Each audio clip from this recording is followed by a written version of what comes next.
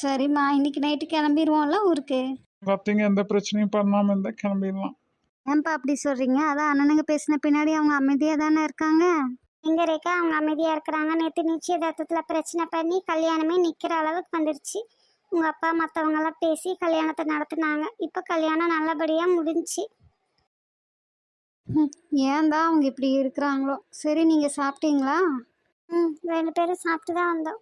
கல்யாண சமையல் சாதம், காய்கறிகளும் பிரமாதம், கௌரவ பிரசாதம், அதுவே எனக்கு போதும். ஆஹா, சூப்பரா இருந்துச்சா கல்யாண சாப்பாடு? சாப்பாடு என்ன பிரமாதம், என் புள்ள பண்ண பாட்டுதான் பிரமாதம். நல்லாதான் இருந்தது ரேக்கா. வெள்ளிக்கிழமை காலையில ஒரு பொட்டை பிள்ளை எப்படி உட்காந்துருக்காங்க போய் பாரு. எல்லாம் விடிய காலையில எழுந்திரிச்சு வாசத்தை வச்சு கோலம் போட்டு தாவணி பாவாடை போட்டு பூவை வச்சு எப்படி இருக்கிறாங்கன்னு. நீ எப்படி இருக்கிற ரேக்கா? உங்க பாட்டி பார்த்தா நல்லா வைய போறாங்க என்னத்தான்.